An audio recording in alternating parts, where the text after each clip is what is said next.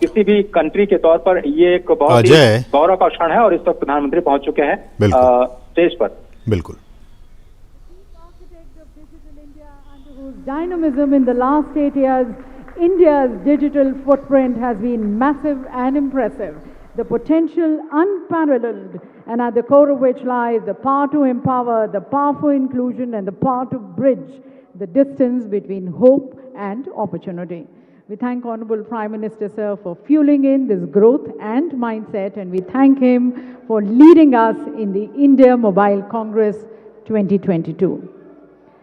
Honorable Prime Minister, sir, with the dignitaries on the dais and of the dais, excellencies, ladies and gentlemen, a very hearty welcome to each one of you in the inaugural session of Asia's largest technology festival. And this morning, ladies and gentlemen, marks the dawn of a new era for the 5G services just about to kickstart in the country, wheeling in a new age fast-track technology revolution, giving a greater impetus and thrust to the Atmanirbhar digital transformation. And as the Honorable Prime Minister in his 75th Independence Day speech had mentioned, the wait for 5G is over. India's decade for humanity is here. So ladies and gentlemen, we are all ready to embrace it and embark on this transformative journey. और इस यात्रा का आगाज करते हैं और उसके लिए मैं सबसे पहले निवेदन करती हूँ हमारे माननीय केंद्रीय संचार राज्य मंत्री श्री देवू सिंह चौहान जी को आमंत्रित हैं उनके स्वागत संदेश के लिए।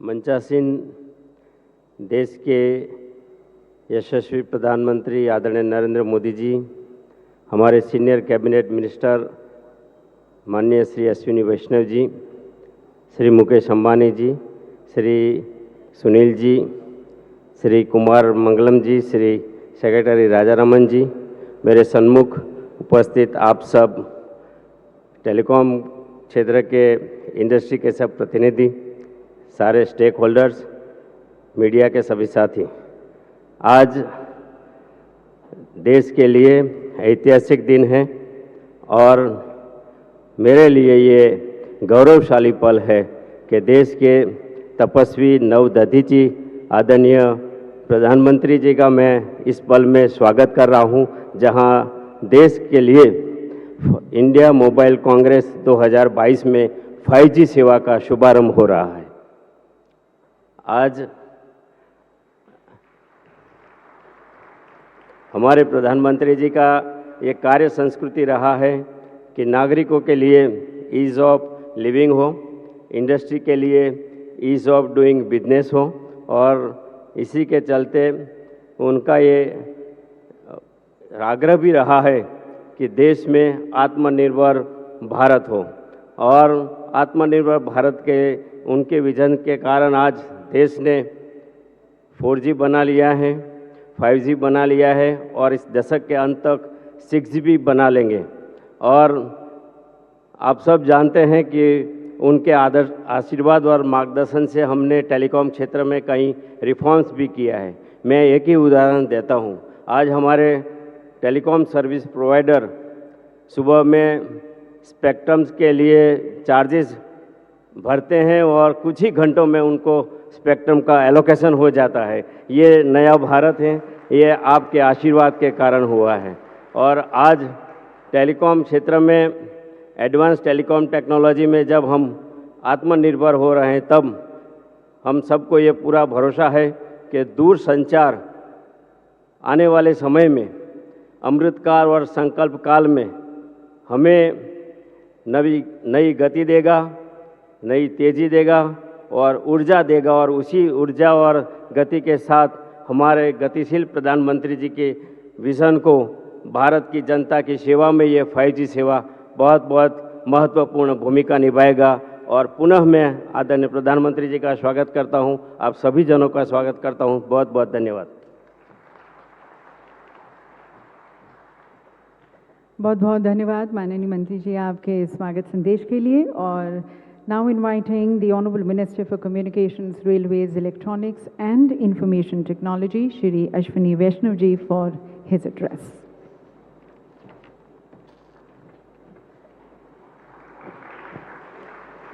परम आदरणीय प्रधानमंत्री श्री नरेंद्र मोदी जी, टेलीकॉम इंडस्ट्री के कैप्टन्स श्री देवू सिंह चौहान जी, सभी साथी, आज माननीय प्रधानमंत्री श्री नरेंद्र मोदी जी भारत में 5G सर्विसेज का शुभारंभ कर रहे हैं। आज का दिन टेलीकॉम के इतिहास में स्वर्णिम अक्षरों में दर्ज होगा। इस शुभ अवसर पर आप सभी का अभिनंदन। टेलीकॉम डिजिटल इंडिया का गेटवे है, फाउंडेशन है, डिजिटल सर्विसेज को जन जन तक पहुंचाने का माध्यम है। आधुनिक जीवन में हम जो भी डिजिटल सर्विसेज देख रहे हैं, जो उपयोग कर रहे हैं, वो सब उसके मूल में टेलीकॉम है। इसीलिए देश की सामाजिक और आर्थिक उन्नति के लिए एक सुदृढ़ टेलीकॉम सेक्टर की आवश्यकता है। माननीय प्रधानमंत्री जी ने टेलीकॉम सेक्टर को स्ट्रैटेजिक सेक्टर का दर्जा दिया है। इस सेक्टर के सभी डायमेंशंस पर प्रधानमंत्री जी ने हम सबको मार्गदर्शन दिया। ऐसे आपने स्ट्रक्चरल रिफॉर्म्स किए, प्रोसीजर्स में सिंप्लीफिकेशन किया। जो एक एवरेज परमिट 300 से ज़्यादा दिन लगता था, वो आज 7 दिन से कम में एवरेज एक परमिशन मिल जाती है। सारे अप्रूवल्स आसान किए और सबसे बड़ी बात, टेक्नोलॉजी के डेवलपमेंट पर फोकस किया। वर्षों तक लिटिगेशन में फंसे इस सेक्टर को माननीय प्रधानमंत्री जी ने आज एक रेगुलेटरी सर्टेनिटी दी है, एक ट्रांसपेरेंट व्यवस्था बनाई है।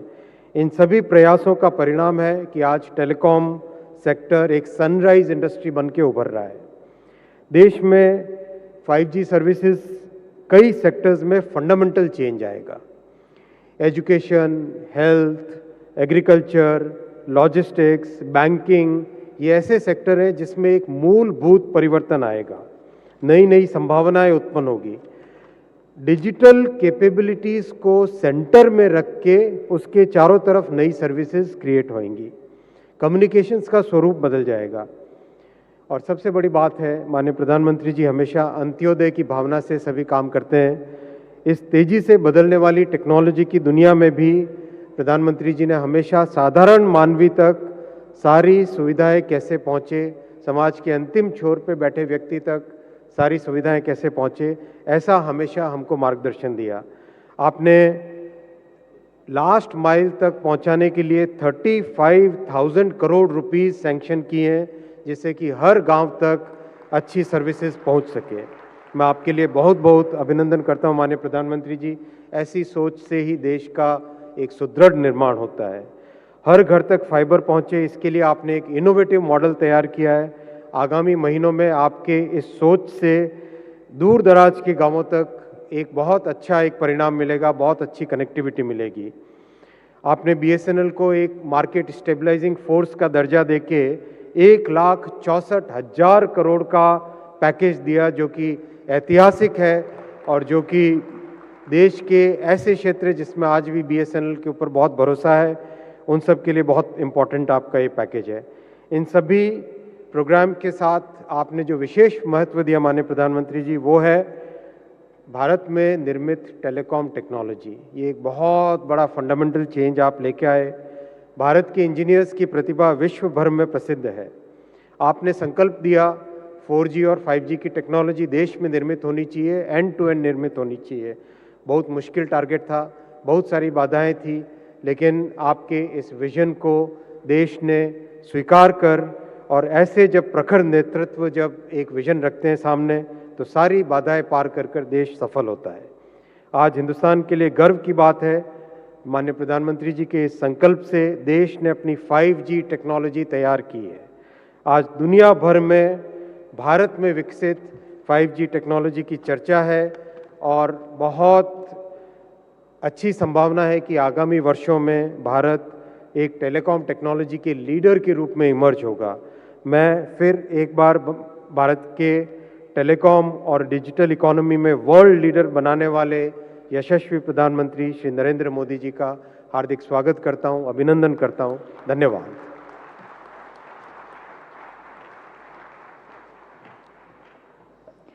बहुत बहुत धन्यवाद माननीय मंत्री जी। And now, ladies and gentlemen, we invite the views of our industry leaders, the three stalwarts, the telecom service providers who have been working very closely in collaboration with the Government of India, and they have brought about a remarkable change in the digital communication sector. In fact, wherein the mobile technology today has truly become an instrument of citizen empowerment. So we invite now the views of Shri Mukesh Dhirubhai Ambani ji, the Chairman, Reliance Industries Limited, inviting him for his address.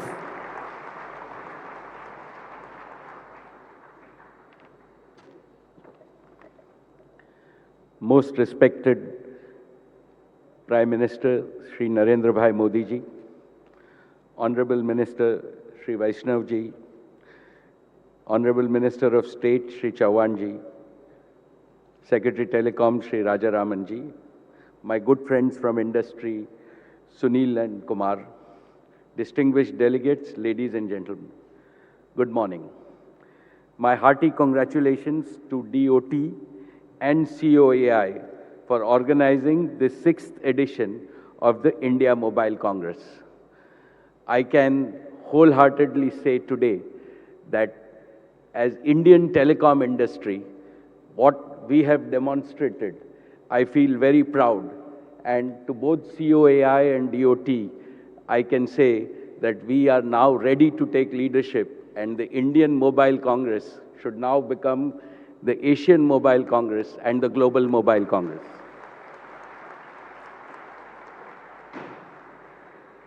Today is also very special because it coincides with our national celebration of Azadi Ka Amrit Mahotsav.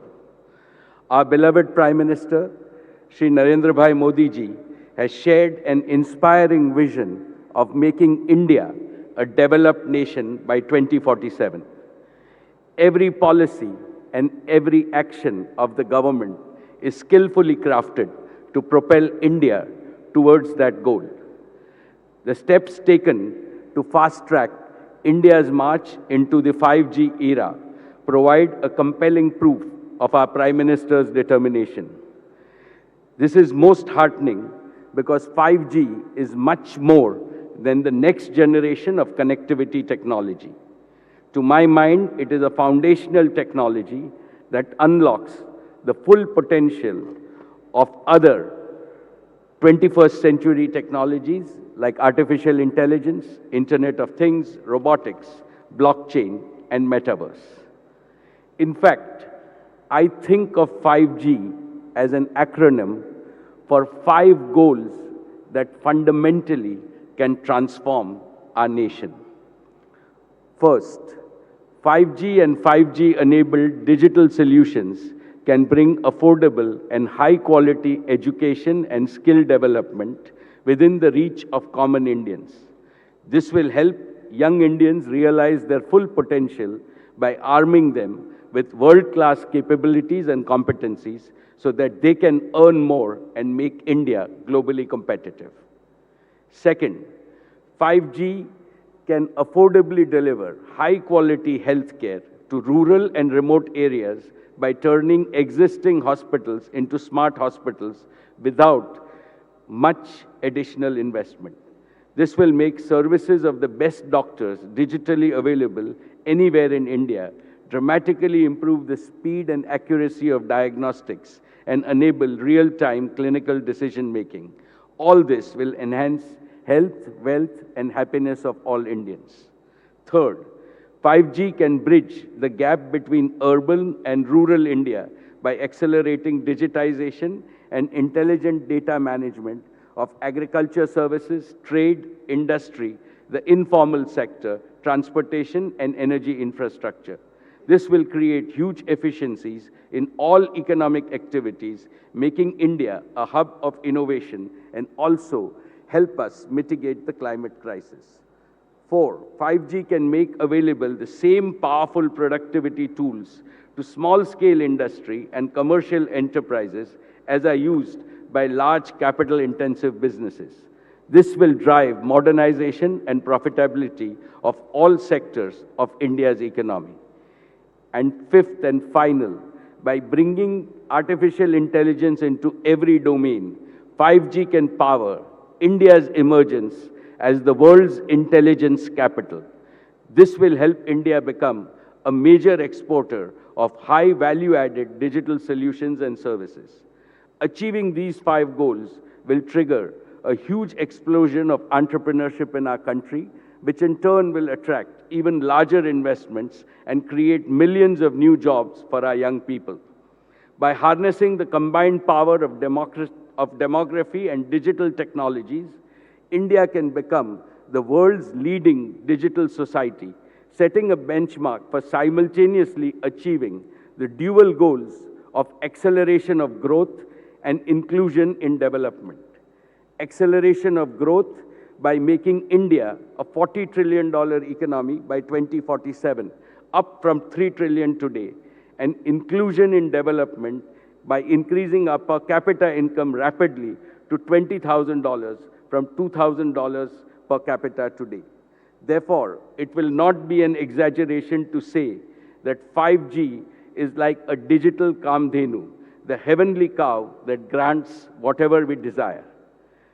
Esteemed dignitaries, the rollout of 5G in India is not an ordinary event in India's telecom history. It carries the keen expectations and the high aspirations of 1.4 billion Indians. With 5G, India will take longer and faster strides towards Sabka Digital Saath or Sabka Digital Vikas. India may have started a little late, but I want to assure all of you, we will finish first by rolling out 5G services across the length and breadth of India. And as an industry, we will ensure that we have the highest quality and the most affordable rates that anyone else has in the world. Today, I want to reiterate Jio's commitment to deliver 5G to every town, every taluka, and every tehsil of our district by December of 2023.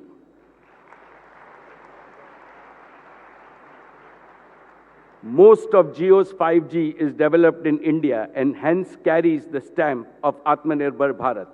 On this occasion, I would like to congratulate Honorable Shri Ashwini Vaishnavji and the Government of India for their efforts to strengthen BSNL. A strong BSNL will bring the balancing presence of a government entity in this very strategic sector. Most respected Pradhan Mantriji, before I conclude, I would like to express a deep-seated emotion of pride in my heart, a pride felt by every Indian. Your leadership has raised India's prestige, profile, and power globally like never before.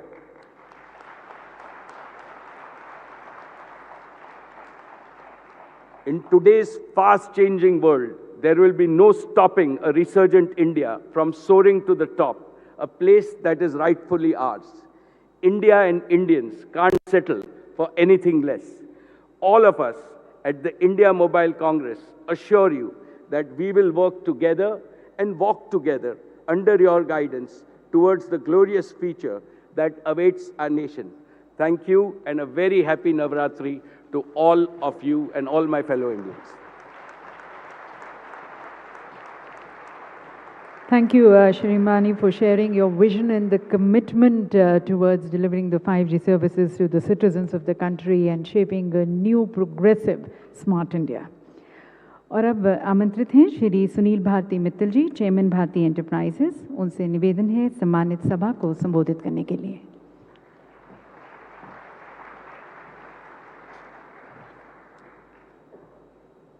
आदरणीय प्रधानमंत्री लोकप्रिय मोदी जी, श्री अश्विनी वैष्णव चौहान जी, secretary telecom, मेरे industry के साथी मुकेश अंबानी जी, कुमार बिरला, मेरे पुराने हमसफ़र राजीव चंद्रशेखर जो यहाँ आज मौजूद हैं, डिस्टिंग्विश्ड गेस्ट और बहुत सारे लोग यहाँ पे जो पिछले कई दशकों से मेरे साथ टेलीकॉम में चले हैं, उन सबका आज स्वागत है। आज एक बहुत ही अहम दिन है देश के लिए। एक नए युग की शुरुआत होने जा रही है और मेरा ये मानना है कि इस युग की शुरुआत जो ये 75वीं साल की आज़ादी की अमृत महोत्सव के टाइम पे हो रही है। हमारे प्रधानमंत्री जी के कर कमलों से ये एक देश में नई जागरूकता लाएगी, एक नई एनर्जी लाएगी और इससे जैसे अभी मुकेश ने भी बताया कि बहुत सी नई अपॉर्चुनिटीज़ हमारे देशवासियों के लिए खुलेंगी। जो रूरल एरियाज़ हैं, जो आज शायद कुछ अभाव महसूस कर रहे हैं, उनको हर चीज़ से जोड़ा जाएगा। और सबसे इम्पोर्टेंट बात जो मैं कहना चाहूँगा कि हमें इस बात का गर्व है और हम बहुत भाग्यशाली हैं कि हमारे पास आज एक ऐसे लीडर हैं जो टेक्नोलॉजी को बारीकी से समझते हैं और बाखूबी से सजाते हैं। मैं दुनिया में जाता हूँ, बहुत लोगों से मिलता हूँ, टेक्नोलॉजी की अप्रिसिएशन तो शायद बहुत लीडर्स करते हैं, और उसकी बारीकी से समझ और उसकी जोड़ना देश की उन्नति के लिए मेरे हिसाब से शायद जो मोदी जी कर सकते हैं वो कोई भी और नहीं कर सकता।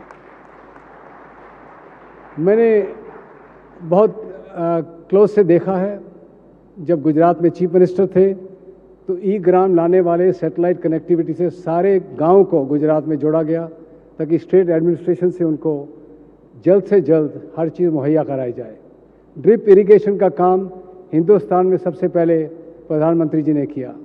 इंफ्रास्ट्रक्चर डेवलपमेंट की बात जब होती थी तो गुजरात सबसे आगे निकलता था। इंडस्ट्री की सपोर्ट के लिए सबसे आगे आते थे क्योंकि उनको मालूम है कि इससे एम्प्लॉयमेंट बढ़ेगी, इससे अपॉर्चुनिटीज़ बढ़ेंगी। तो आज हम सब बहुत भाग्यशाली हैं कि आप जैसे नेता देश को आगे बढ़ा रहे हैं। आपने कुछ आके सबके सामने विज़न रखे, उसमें डिजिटल इंडिया का एक विज़न था जो हमने पकड़ा, और मेरा ये मानना है कि उस विज़न के बिना इस पेंडेमिक में हमारी शायद देश में बहुत दुर्गति होती। आपने आके जब ये डिजिटल विज़न दिया, उससे एक एक्सेलरेशन हुई, और मैं मुकेश को अब सराहना करूंगा कि उन्होंने आके जो हम 4G ऑलरेडी चला रहे थे उसको बहुत गति दी, और हम सबको भागना पड़ा, बहुत तेज़ से पकड़ना पड़ा। और जब पेंडेमिक की मार पड़ी तो रातों रात ट्रैफिक शहरों से गांव में पहुंचाया, दफ्तरों से घरों में पहुंचाया। इस देश की एक मिनट के लिए भी धड़कन नहीं रुकी। हमारा काम लगातार चलता रहा और उस डिजिटल विजन को उसका श्रेय जाता है। मोदी जी ने बात की मेक इन इंडिया की, इन्होंने नारा लगाया लाल किले से मेक इन इंडिया का। मैं आज ये कन्फेस करता हूँ कि मेरा ये मानना था कि मेरी ज़िंदगी में इस देश में मैन्युफैक्चरिंग नहीं बन पाएगी, ख़ास तौर पे इलेक्ट्रॉनिक्स में। 500-600 बिलियन डॉलर की हम इंपोर्ट करते हैं, मेरे को उम्मीद नहीं थी। उससे थोड़ी उम्मीद आई, पर आज तो ये रियलिटी बन गई है कि ये देश मैन्युफैक्चरिंग का देश बनने जा रहा है।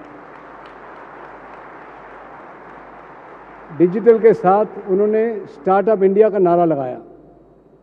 हर महीने यूनिकॉर्न पैदा होने शुरू हो गए हैं, और मेरा ये मानना है कि 5G के तहत आने वाले सालों में सैकड़ों यूज़ केस, हज़ारों और एंटरप्रेन्योर और दर्जनों और यूनिकॉर्न इस देश में पैदा होंगे।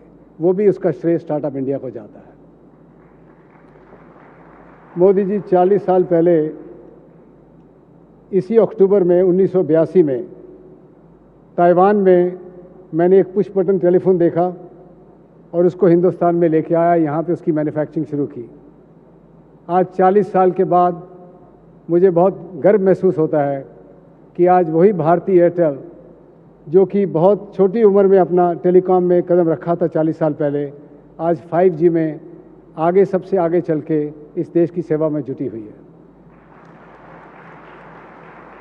मैं आपको यकीन दिलाना चाहता हूं कि भारती के सब लोग और एयरटेल के सब लोग पूरे ज़ोर से, पूरी अपना हिम्मत से 5G को देश में फैलाएंगे, और 2023 मार्च तक काफ़ी शहरों में और 2024 मार्च तक सारे देश में 5G का फैलाव करेंगे। और आज जब आप लॉन्च करेंगे इस 5G को, तो 8 शहरों में आज 5G एयरटेल की तरफ से उपलब्ध होगा।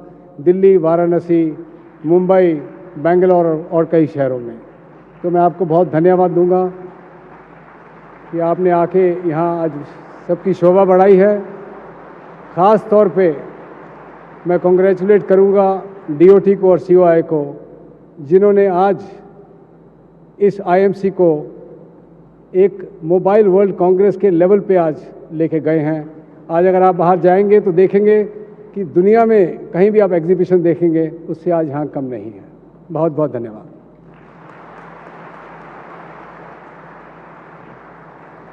बहुत बहुत धन्यवाद सर। देश और देश के विकास की तरफ समर्पित आपकी भावनाओं, आपकी कोशिशों और विशेष रूप से 5G सर्विसेज की तरफ जो आपको सभी को ले जाने की तरफ जो कोशिश है उसके बारे में हमें जानकारी देने का। और अब आमंत्रित करते हैं प्रोग्रेसिव आइडियाज़ और विजन श्री कुमार मंगलम बिरला जी की, chairman Aditya Birla group.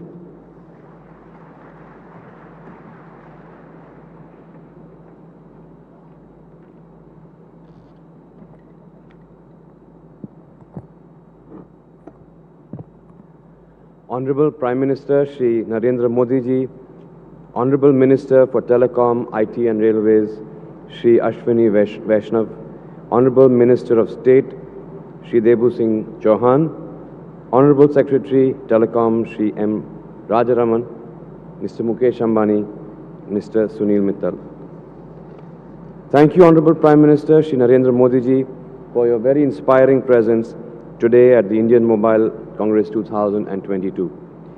It is on the back of your vision and leadership that we will today witness a generational leap in technology.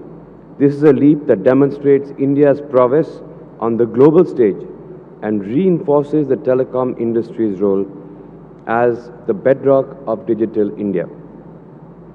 Honorable Sir, we thank you for acknowledging the industry's role during the pandemic and for the path-breaking telecom reforms announced by the government under your leadership.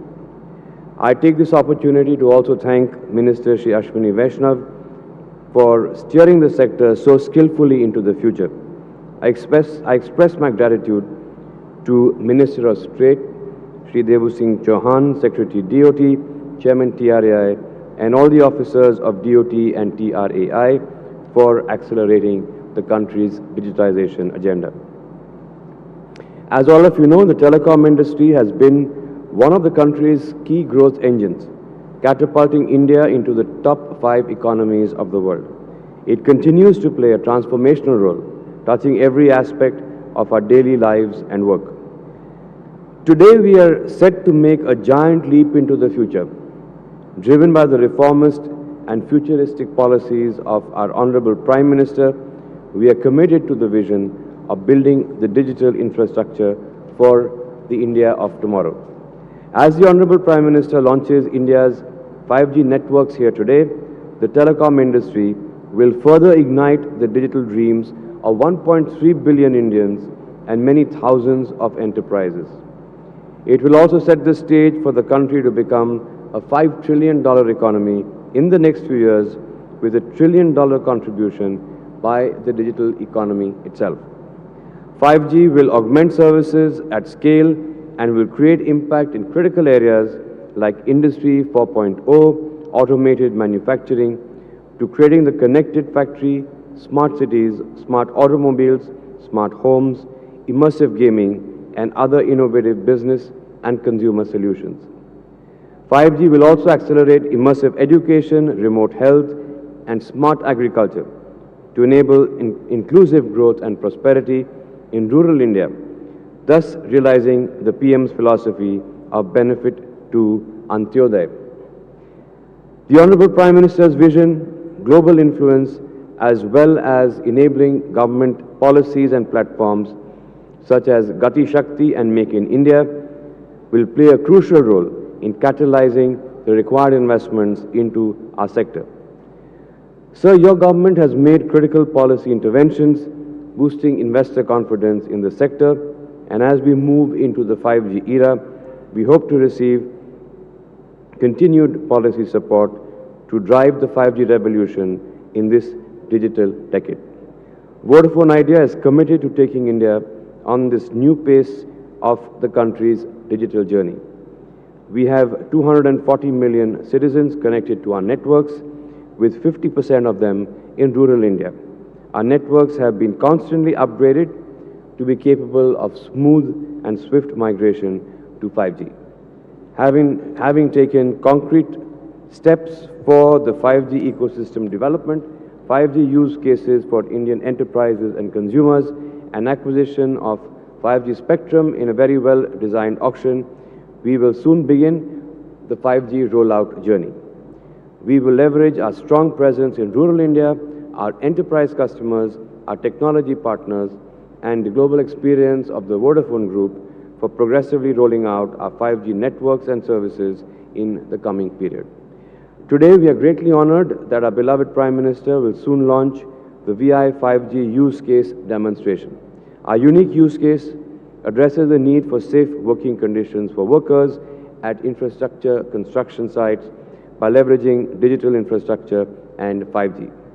It will demonstrate how a high-speed, ultra-low latency 5G network can be used in India for ensuring worker safety and efficiency in the supervision of critical construction sites.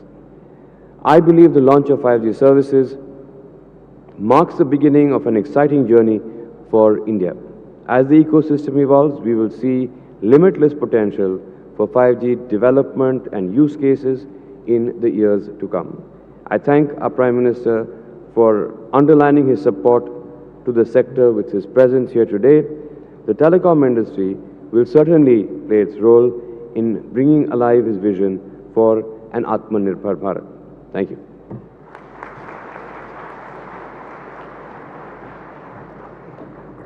Thank you, sir, for giving us a sneak peek into the world of 5G with your address, and thank you also for your commitment.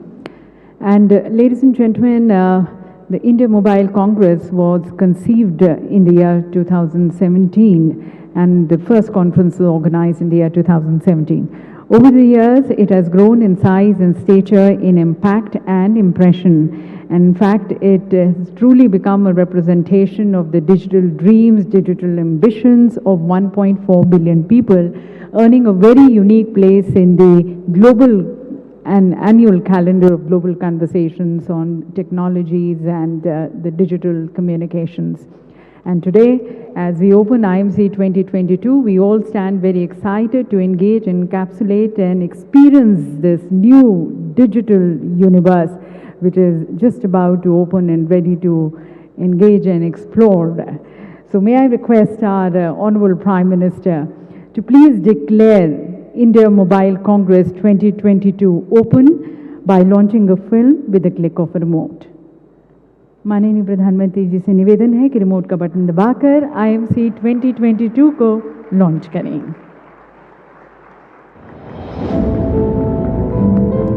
India, under the visionary leadership of Honorable Prime Minister Shri Narendra Modi, is rapidly marching ahead on the path of unprecedented development. Technology has contributed significantly to India's growth story. Digital India has been an enabler in transforming sectors, bringing positive change in the lives of people, providing government services to the last person, and empowering the unempowered. India's mighty IT sector is for global good. India's strength lies in developing low-cost, innovative, inclusive, and sustainable solutions that further ease of living for people. As India is taking new resolutions in this Amrit Kaal of independence, it is the beginning of a new chapter in this decade of India. Today, we herald a new era of technology, innovation, and growth, led by the vision that strives to create a difference in the lives of every citizen of the country. एक नया विश्व तैयार हो रहा है, भारत उसे आगे बढ़ाने के लिए, और मैं साफ देख रहा हूं दोस्तों, ये डेकेड मानव जांच के लिए टेकेड का समय है, टेक्नोलॉजी का डेकेड है। 5G, a vision of our Honorable Prime Minister Shri Narendra Modi, is a technology mission.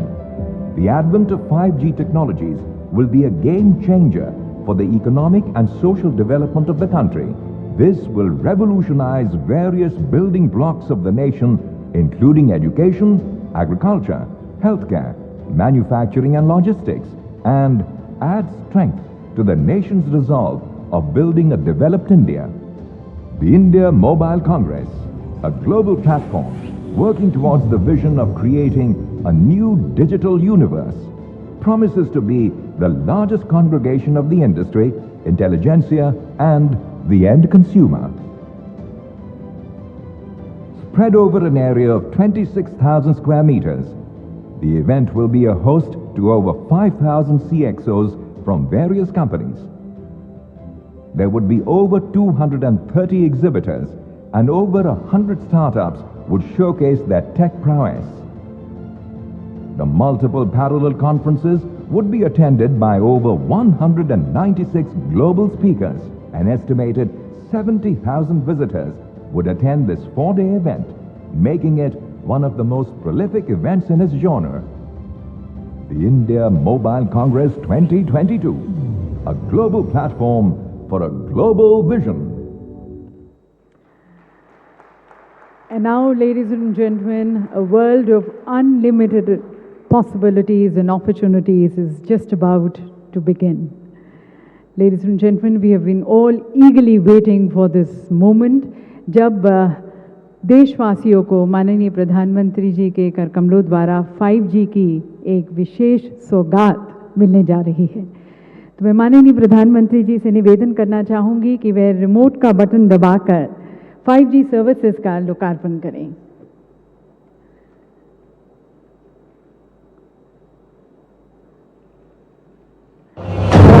सभी की तालियों के बीच में यहाँ पर स्वागत करते हैं 5G सर्विसेज का।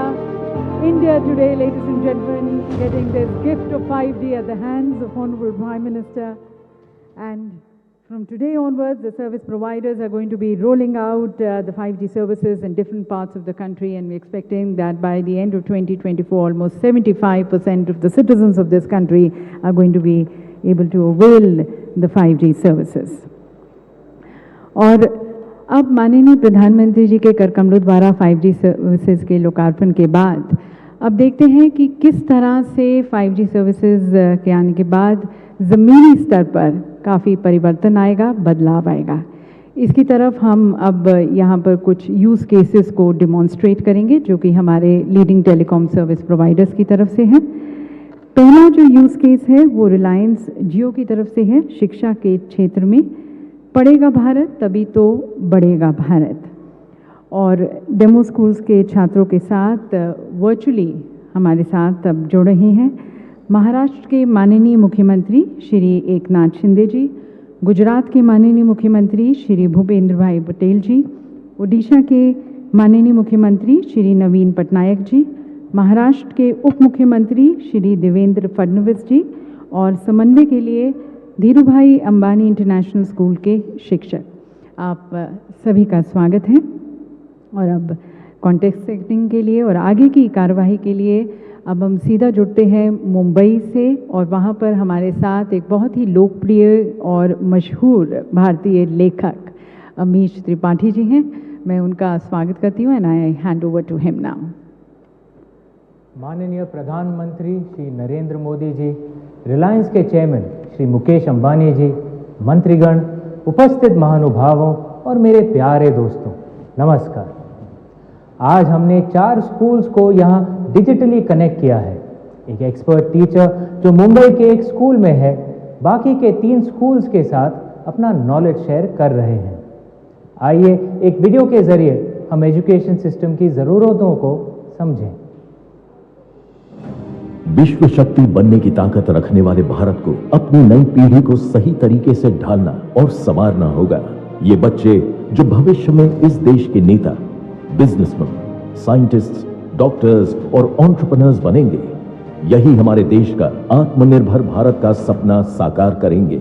और इस सपने को पूरा करने के लिए शिक्षा ही उनका सबसे जरूरी माध्यम है। भारत में आज 25 करोड़ से भी ज्यादा विद्यार्थी हैं, जिनमें से 10 करोड़ क्वालिटी एजुकेशन से वंचित हैं। एक अच्छी शिक्षा का स्तर तब मिल पाता है जब हमारे विद्यार्थियों के पास क्वालिटी कंटेंट, ट्रेन टीचर्स और कोलैबोरेशन का मौका हो। जियो ट्रू 5G अब इसे संभव करेगा। विश्व स्तर का एजुकेशन कंटेंट आज तक सिर्फ कुछ ही स्कूलों में उपलब्ध था, लेकिन यह कंटेंट सबसे पहले देश भर के सारे शिक्षकों को मिलना चाहिए, जो आगे जाकर इसे अपने विद्यार्थियों के साथ साझा करेंगे। इसी के साथ शिक्षकों का आपस में कोलैबोरेशन, टीचिंग कम्युनिटीज का निर्माण एजुकेशनल कंटेंट का आदान प्रदान और साथ ही को टीचिंग मेथड का उपयोग एक बड़े स्तर पर ट्रेन टीचर्स तैयार कर सकते हैं। केवल इतना ही नहीं, अलग अलग स्कूल्स के विद्यार्थी चाहे वो कहीं भी हो, किसी भी स्तर पर हो, एक साथ आकर अपने प्रोजेक्ट्स पर काम कर सकते हैं और अपनी कल्पनाओं को साकार होते देख सकते हैं।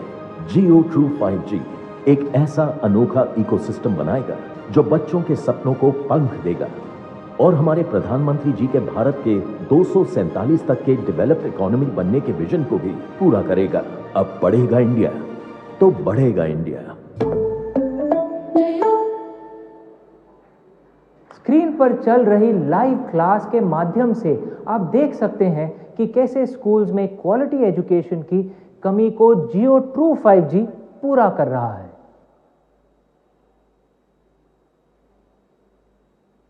और इसमें जब ऑगमेंटेड रियलिटी और वर्चुअल रियलिटी जुड़ जाएगी तो शिक्षा की क्वालिटी एक नए मुकाम पर पहुंच जाएगी। इसे बासु सर एक उदाहरण से समझाएंगे। Over to you Basu sir. I will now project my GeoGlass on the screen. Our heart is a pump that circulates blood through blood vessels. It is made up of cardiac muscles which beats throughout your life, powered by electrical impulses. The four chambers of the heart are called the right and left atrium, which receives the blood, and the right and left ventricle, which pumps the blood. The right and the left chambers are separated by a wall, which you can clearly see here, which is called as the septum.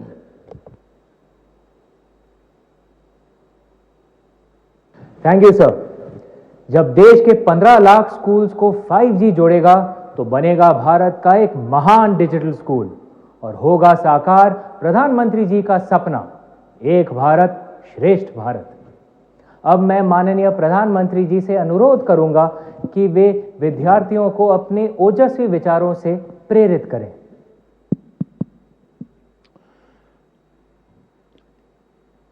आपका नाम क्या है?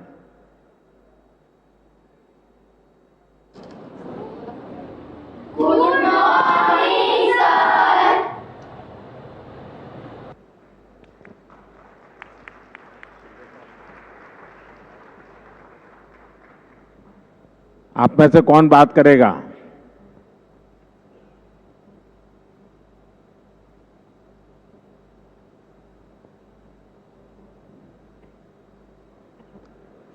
सबने हाथ ऊपर कर दिए। अच्छा बताइए, क्या नाम है बेटे आपका? नमस्ते सर, मेरा नाम जैमिनी ठाकुर है। अच्छा बताइए, ये जो शिक्षक आपके सामने नहीं है और इस प्रकार से पढ़ना है, तो आपको लगता है कि पढ़ सकते हैं? हाँ सर, पढ़ सकते हैं। लेकिन टीचर नहीं है तो फिर क्या करोगे? तो हम इस टेक्नोलॉजी के माध्यम से सीख सकते हैं। थोड़ी देर में खेलने जाने के लिए मन कर जाएगा।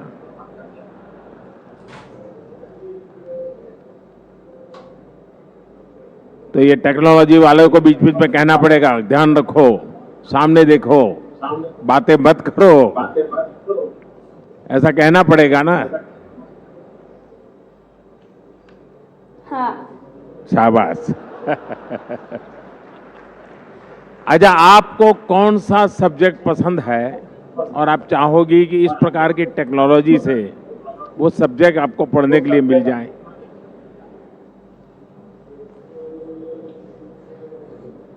आपको इतनी छोटी आयु में चश्मा आ गया है तो आप जरूर ज्यादा पढ़ती होगी।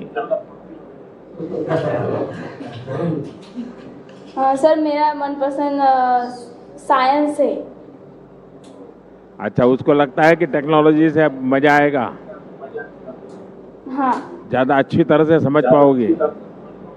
हाँ। अब ये जैसे हार्ट के विषय में अभी पढ़ाया, अगर ऐसा न होता और टीचर ने समझाया होता तो दिमाग में चित्र बनता कि हाँ ये कुछ ऐसा कह रहे हैं टीचर? नहीं बनता। देखिए, ये फर्क है टेक्नोलॉजी का, जिसका फायदा हमारे देश के बच्चों को होने वाला है। चलिए बच्चों, बहुत बहुत शुभकामनाएं आपको। Thank you sir. बहुत बहुत धन्यवाद माननीय प्रधानमंत्री जी। और बच्चे बहुत एक्साइटेड फील कर रहे थे माननीय प्रधानमंत्री जी के साथ बात कर, और हमने देखा कि किस तरह से उनकी भी कितनी आकांक्षाएं हैं, कितने ड्रीम्स हैं। कोई साइंस में इंटरेस्टेड है और उनको भी लगता है कि टेक्नोलॉजी के आने से किस तरह से उनकी एजुकेशन और बहुत एनरिच्ड इमर्सिव एक्सपीरियंस उन्हें मिलेगा। तो इसके साथ धन्यवाद करते हैं रिलायंस जियो को, और धन्यवाद हमारे माननीय मुख्य मंत्रीगण जो हमारे साथ जुड़े थे। बच्चों को भी बहुत बहुत धन्यवाद। और बढ़ते हैं अगले यूज़ केस की तरफ। ये यूज़ केस वोडाफोन आइडिया की तरफ से है, हमारे कंस्ट्रक्शन वर्कर्स की सेफ्टी पर केंद्रित है। देवी सज्जनों, हम सभी जानते हैं कि नए भारत के निर्माण में हमारे कंस्ट्रक्शन वर्कर्स एक बहुत ही महत्वपूर्ण भूमिका निभाते आए हैं, पर साथ साथ उनकी सुरक्षा हमेशा से एक चिंता का विषय भी रहा है। और इसी को एड्रेस करते हुए, मद्देनज़र रखते हुए, वोडाफोन आइडिया द्वारा डिजिटल ट्विन बनाकर दिल्ली मेट्रो की एक अंडर कंस्ट्रक्शन टनल में वर्कर्स की सेफ्टी कैसे इंश्योर की जा रही है, यह अब डेमॉन्स्ट्रेट किया जाएगा। माननीय प्रधानमंत्री जी 5G द्वारा इस टनल का टूर भी कर पाएंगे और साथ साथ वर्कर्स से संवाद भी करेंगे। तो आइए सबसे पहले इसकी तरफ देखते हैं एक फिल्म।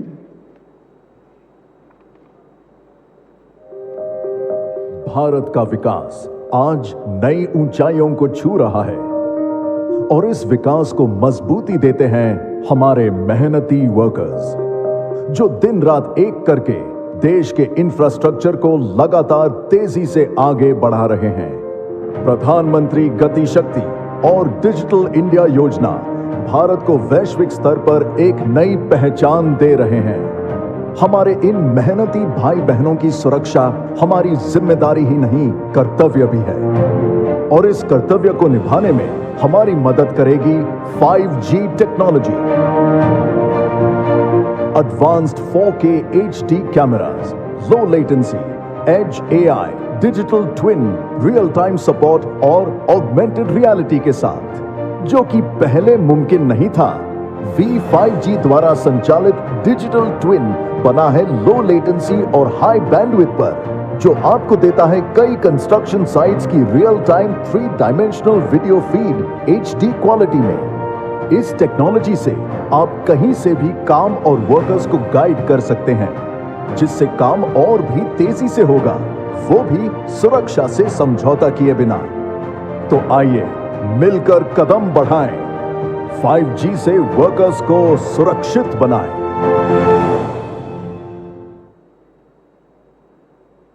अब हम आपका ध्यान आकर्षित करेंगे डायस के दाईं तरफ के काले स्क्रीन पर। उस स्क्रीन के सामने आपको हमारे सुपरवाइजर कुणाल दिखेंगे, जो एक होलोलेंस पहने हुए हैं। इस होलोलेंस के द्वारा वो हमें कंस्ट्रक्शन साइट ले जाएंगे, जो देश की राजधानी दिल्ली में द्वारका मेट्रो टनल का भाग है, जहां पर वो हमें वर्कर्स की सुरक्षा के 3 यूज केसेस दिखाएंगे। कुणाल जी।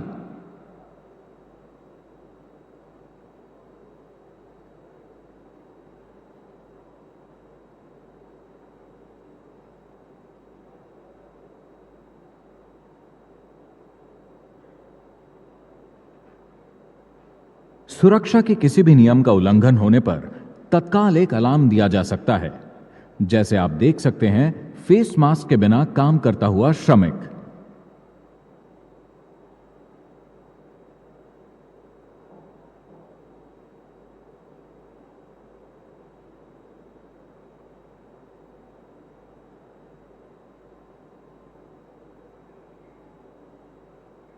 अब देखिए, कोई वर्कर प्रतिबंधित क्षेत्र में प्रवेश करता है तो कैसे तुरंत अलार्म सुपरवाइजर को मिलता है।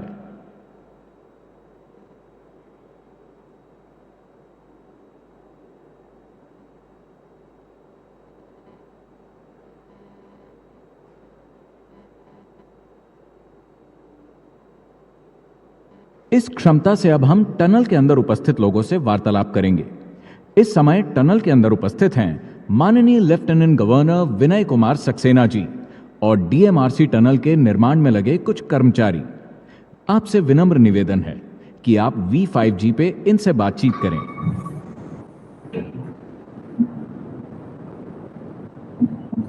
नमस्कार माननीय प्रधानमंत्री जी। सक्सेना जी, आप टनल में पहुंच गए हैं? जी हाँ, मैं इस वक्त मेट्रो की टनल में मौजूद हूं और यहाँ पर उसका कार्य चल रहा है। वहाँ कोई मजदूर भाई बहन है तो उनसे बात करेंगे, कुछ विशेष बता सकते हैं कोई? जी हाँ, यहाँ पर काफी लोग मौजूद हैं और मैं यहाँ पर रिंकू कुमार जी को बुला रहा हूँ जो आपसे संवाद करेंगे। नमस्कार माननीय प्रधानमंत्री। नमस्कार जी, नमस्कार जी। क्या शुभ नाम है आपका? सर, यहाँ पे काम चल रहा है कंस्ट्रक्शन का। ये टनल के काम में ये नई टेक्नोलॉजी आपको कैसे काम आ रही है? सर, बहुत ही उन्नति के लिए काम आएगी सर, बहुत ही मेहनती है सर, हमें हर तरह के निर्देश दे करके बताया जा रहा है सर। ये सीखने में तकलीफ होती है कि आराम से आप लोग उसको सहज स्वभाव के तहत करना शुरू कर देते हैं कि बहुत ट्रेनिंग लगती है, स्किल डेवलपमेंट करना पड़ता है, तब जाकर के बड़ी मुश्किल से समझ आता है, क्या होता है? नहीं सर, बहुत ही आसान तरीके से हमें बताया जाता है, सिखाया जाता है, संकेत दिया जाता है सर। हम अपना कार्य आराम से इस अनुसार इस तकनीक से बढ़िया से कर सकते हैं सर। हमें कोई काम करने में कोई परेशानी नहीं है सर यहाँ पे। इसके कारण काम में गति बढ़ती है? जी बिल्कुल, काम में तेजी होती है सर, हम अपने काम पे ही ध्यान रखते हैं पूरा। सबसे बड़ी बात होती है मजदूर का विश्वास, उसको लगना चाहिए कि यहाँ सेफ्टी है, और मुझे पहले से इंडिकेशन मिलता है इस टेक्नोलॉजी के कारण, तो ये अनुभव आ रहा है? जी बिल्कुल, पूर्ण रूप से। अंदर कोई गैसेस हो, कुछ और तकलीफ हो तो तुरंत ये सेंस करके बता देता है, तो ये अनुभव आ रहा है कुछ आपको? जी सर बिल्कुल। चलिए, मेरी आपको बहुत शुभकामनाएं हैं और आप श्रमिकों के कारण मेरा देश बन रहा है। माननीय प्रधानमंत्री जी, आपके इस उत्साहपूर्ण वार्ता से आज देश के लाखों करोड़ों श्रमिकों का उत्साह और भी बढ़ेगा। देश में 5G लाने के लिए वी की तरफ से हम आपका हार्दिक धन्यवाद करते हैं। माननीय तो दिव्य सज्जनों, हमने देखा किस तरह से एक टनल में भी वहाँ से हमारे साथ वर्कर ने बात की, मजदूर ने बात की। उन्होंने कहा कि एक तेज़ी भी महसूस कर रहे हैं काम में और सेफ्टी को कॉम्प्रोमाइज़ किए बिना। तो ये 5G सर्विसेज के द्वारा पॉसिबल हो पा रहा है। इसके लिए हम विशेष धन्यवाद करते हैं वोडाफोन आइडिया को, और बहुत बहुत धन्यवाद लेफ्टिनेंट गवर्नर साहब को भी दिल्ली, उनका इस यूज़ केस के डेमोन्स्ट्रेशन में हमारे साथ जुड़ने के लिए। अब बढ़ते हैं अगले यूज़ केस के डेमोन्स्ट्रेशन की तरफ, और ये भारती एयरटेल की तरफ से शिक्षा के क्षेत्र में। और इसमें सबसे पहले देखते हैं एक वीडियो जिसमें उत्तर प्रदेश के एक स्कूल, SDS स्कूल है, जिसमें कुछ छात्रों ने वर्चुअल रियलिटी बेस्ड एजुकेशन को मेटावर्स में एक्सपीरियंस किया है। तो जानते हैं और सुनते हैं कि उनका क्या अनुभव रहा, उनका क्या एक्सपीरियंस रहा जब उन्होंने इसे देखा मेटावर्स में। आइए देखते हैं वीडियो। हमारे स्कूल की हमेशा से यही कोशिश रही है कि हम बच्चों को किताबों और करिकुलम से बढ़कर कुछ अधिक सीख दें। फिर एक दिन एयरटेल ने हमसे संपर्क किया और उन्होंने कहा कि उनके पास लर्निंग का एक नया तरीका है। At Airtel, we are now 5G ready. 5G की हाई बैंडविड्थ और लो लेटेंसी से अब कॉम्प्लेक्स और इमर्सिव एक्सपीरियंसेस को वायरलेसली डिलीवर करना पॉसिबल है, खासकर एजुकेशन में जो और भी एक्सपीरियंशियल और इंटरैक्टिव हो सकती है। हमारी कोशिश थी कि बच्चों की इमेजिनेशन को सपोर्ट करें। Presenting India's first VR classroom powered by Airtel 5G। ऐसा वर्चुअल एनवायरनमेंट रियल टाइम में चलाने के लिए डेटा सुपर फास्ट स्पीड से ट्रांसमिट हो रहा है वायरलेसली। साथ ही फिजिकल जेस्चर्स और कॉरेस्पॉन्डिंग वर्चुअल एक्शंस के बीच कोई लैग नहीं। मतलब दो लोग दुनिया के किसी भी कोने से एक कॉमन वर्चुअल एनवायरनमेंट में रियल टाइम इंटरेक्शन कर पाएंगे। मुझे ये बहुत अच्छा लगा था। ये बुकों से भी अलग था। बुकों से ज़्यादा मुझे इसे देखने में मज़ा आया था। मार्च में हमने पत्थर फेंका अपने दोस्त के साथ, बहुत मज़ा आया। बच्चों की क्यूरोसिटी पर कोई लिमिट नहीं है, क्योंकि अब एजुकेशन इमर्सिव हो सकती है।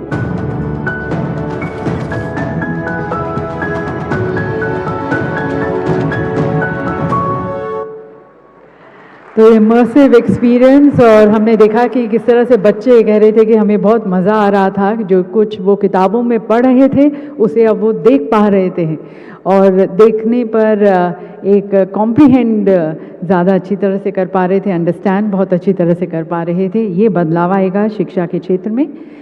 और आगे बढ़ते हुए अब हमारे साथ वर्चुअली जुड़ रहे हैं वाराणसी से स्कूल के कुछ छात्र, शिक्षक और उत्तर प्रदेश के माननीय मुख्यमंत्री श्री योगी आदित्यनाथ जी। आप सभी का बहुत स्वागत है। और दिव्य सज्जनों, इस मंच पर अब एक जादू, एक मैजिक होने वाला है, क्योंकि हमारे साथ इसी डेमो स्कूल की एक छात्रा खुशी होलोग्राम के रूप में, यानी कि एक 3D इमेज के रूप में यहाँ पर साक्षात आने वाली हैं, और फिर वे माननीय प्रधानमंत्री जी के साथ संवाद करेंगी, बातें करेंगी। होलोग्राम मेरे पीछे की तरफ साइड में स्क्रीन पर आएगा, आप सबको स्क्रीन पर वहाँ पर देख पाएंगे। माननीय प्रधानमंत्री जी से मैं निवेदन करना चाहूँगी कि वह अपने पोडियम पर जाकर इस यूज़ केस को देखें। मैं request the honourable prime minister to kindly grace the podium to witness this use case.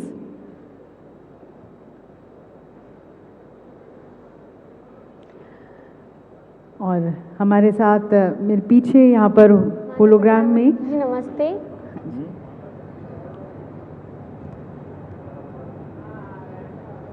आप स्क्रीन पर भी देख सकते हैं। माननीय प्रधानमंत्री जी नमस्ते। आपने क्या अनुभव किया जब सोलर सिस्टम की तरफ आप काम करना शुरू किया? तो हमने जैसे ही VR में देखा, हमें ऐसे लगा कि पूरा सोलर सिस्टम हमारे आंखों के सामने है। हमने सैटर्न के रिंग्स देखे और मंगल ग्रह पर तो हम उतर ही गए। बड़ा अच्छा अनुभव रहा। और जैसे ही हम पीछे तके तो सूर्य बिल्कुल हमारे सामने था। यह सब कुछ बिल्कुल रियल लग रहा था। इसके बाद हमने पिरामिड देखा। हमें बिल्कुल भी अनुभव नहीं था कि पिरामिड कैसा दिखता है। हमने किताबों में ही पढ़ा था, पर जैसे हमने VR के थ्रू से देखा तो हमें पता चला वो कितना बड़ा है। अच्छा, आपको ये लग रहा है कि अब जितना आपने सीखा है, कभी जिन बच्चों ने इसे देखा नहीं है और आपको बताया जाए कि आज आपको 15 मिनट दे रहे हैं, आप बाकी बच्चों को आज पढ़ाओ, आप टीचर बन जाओ, जो आपने देखा है उसको आप उस ढंग से समझा सकती हो? हाँ सर। आपको विश्वास है कि बच्चे, बाकी जो स्टूडेंट हैं, तुम्हारे कलीग्स हैं, वे इस बात को समझ लेंगे भाई ये कि इसको तो इतना सारा आता है, इतना सारा सीख लिया है? हाँ ऐसा सर। आप उनको विश्वास दिला सकती हो? हाँ सर। और क्या इसका उपयोग हो सकता है? तुम्हें क्या विचार आता है ये सब देखने के बाद, करने के बाद तुम्हें क्या विचार आता है? हम जो किताबों में पढ़े हैं उन्हें असली में अनुभव कर पाए, वो भी अपने ही स्कूल में। इससे पढ़ाई में हमारी रुचि और बढ़ गई है और हमें नई नई चीज़ें सीखने का मन है, जैसे कि डायनासोर, आदि मानव पहले कैसे रहते थे, और साथ अजूबे भी देखने हमें इसमें। तो अब क्या करोगे? टेक्नोलॉजी में ही रुके रहोगे कि कभी खेलकूद भी करोगे? नहीं, आगे भी बढ़ेंगे। वरना क्या होता है, ये टेक्नोलॉजी एक ऐसा नशा है, मैं इन लोगों के विरोध में नहीं बोल रहा हूँ वरना खेल कूद छूट जाएगा, मम्मी पापा से बातचीत छूट जाएगी, दोस्तों से बातचीत छूट जाएगी। नहीं सर। ऐसा तो नहीं होगा ना? No sir. क्योंकि इसमें इतनी दुनिया, जैसे रील देखते हैं ना आप लोग, फिर उसमें से बाहर ही नहीं निकलते हैं और माँ को लगता है कि ये तो 5G पर पढ़ रही होगी चलिए बेटे, बहुत बहुत शुभकामनाएं आपको। Thank you sir.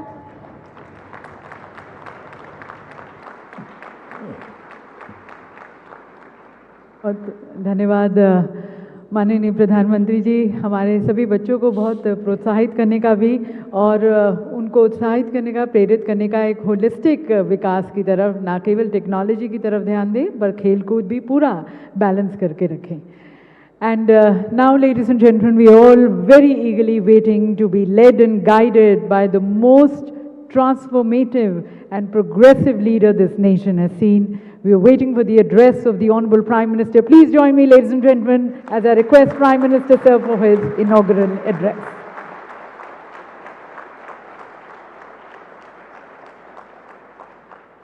इस ऐतिहासिक अवसर पर उपस्थित मंत्रिमंडल के मेरे सहयोगीगण, देश के उद्योग जगत के प्रतिनिधिगण, अन्य महानुभाव, देवी और सज्जनों, ये समिट तो ग्लोबल है लेकिन आवाज लोकल है.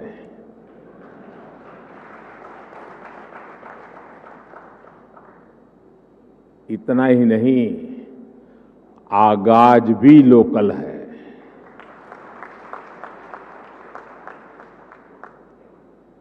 आज 21वीं सदी के विकसित होते भारत के सामर्थ्य का, उस सामर्थ्य को देखने का, उसके प्रदर्शन का एक विशेष दिवस है.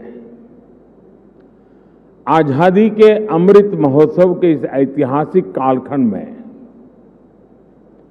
1 अक्टूबर 2022 ये तारीख इतिहास में दर्ज होने वाली है.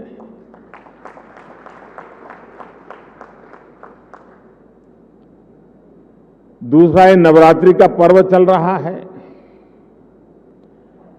शक्ति उपासना का पर्व होता है और 21वीं सदी की जो सबसे बड़ी शक्ति है, उस शक्ति को नई ऊंचाई पर ले जाने का आज भी आरंभ हो रहा है.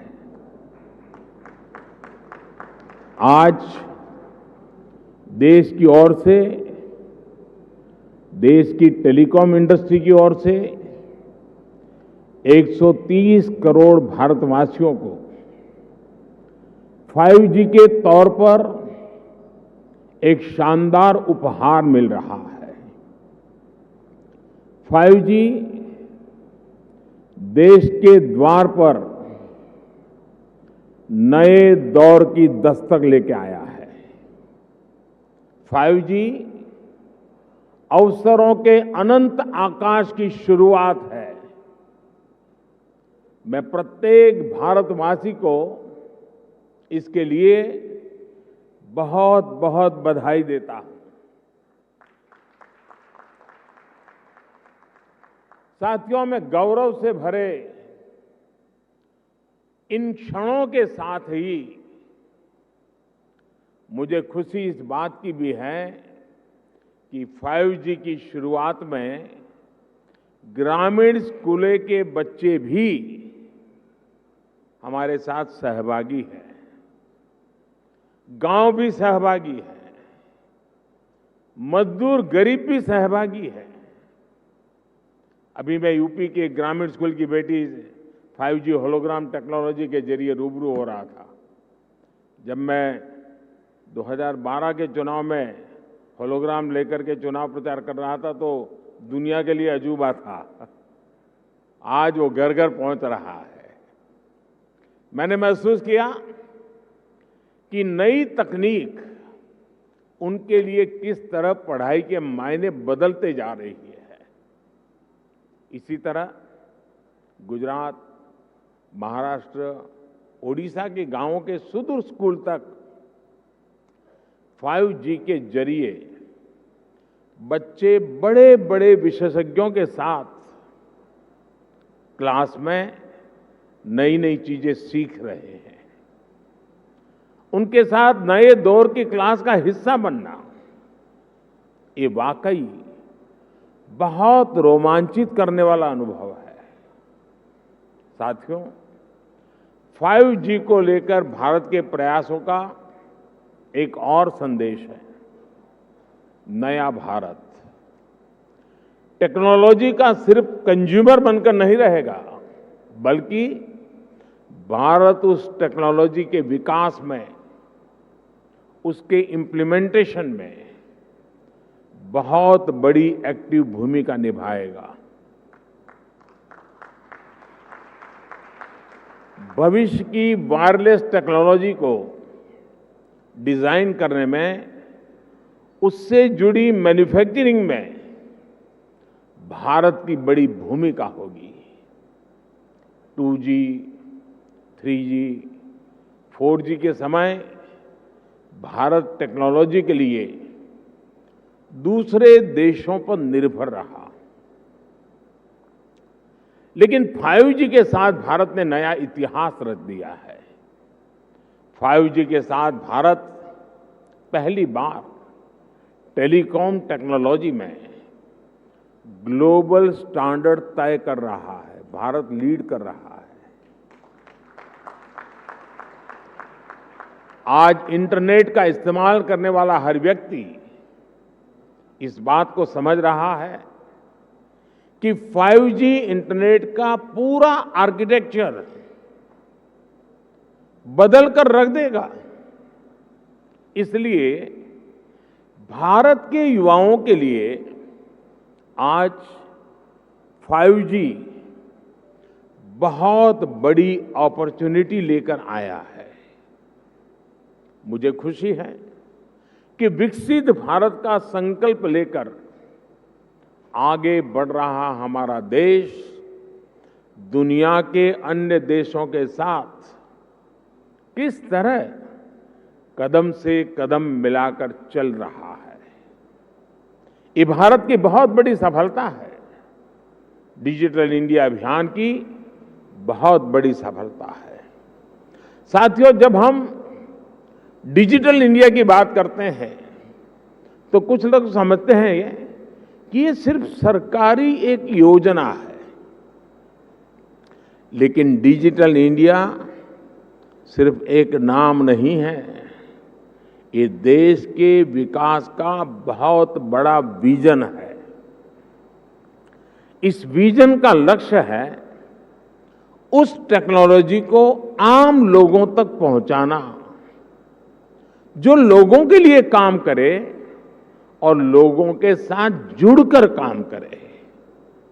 मुझे याद है जब मोबाइल सेक्टर से जुड़े इस विजन के लिए स्ट्रेटेजी बनाई जा रही थी तो मैंने कहा था कि हमारी अप्रोच टुकड़ों टुकड़ों में नहीं होनी चाहिए, बल्कि होलिस्टिक होनी चाहिए। डिजिटल इंडिया की सफलता के लिए जरूरी था कि वो इस सेक्टर के सभी आयामों को एक साथ कवर करे। इसलिए हमने 4 पिलर्स पर और 4 दिशाओं में एक साथ फोकस किया। पहला, डिवाइस की कीमत। दूसरा, डिजिटल कनेक्टिविटी। तीसरा, डेटा की कीमत।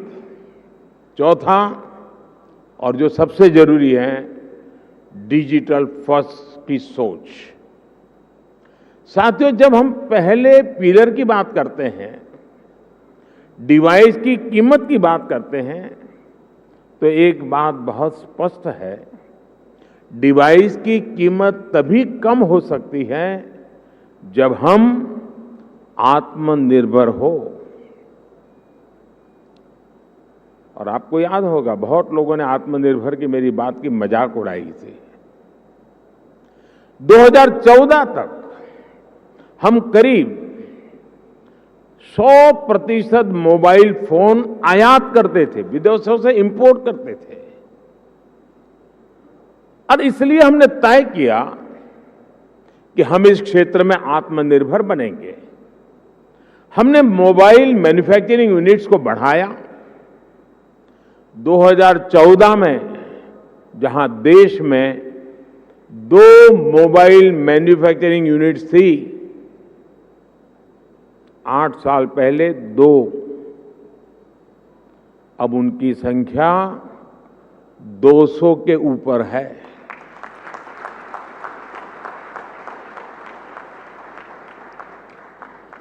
हमने भारत में मोबाइल फोन के उत्पादन को बढ़ाने के लिए इंसेंटिव दिए, प्राइवेट सेक्टर को प्रोत्साहित किया।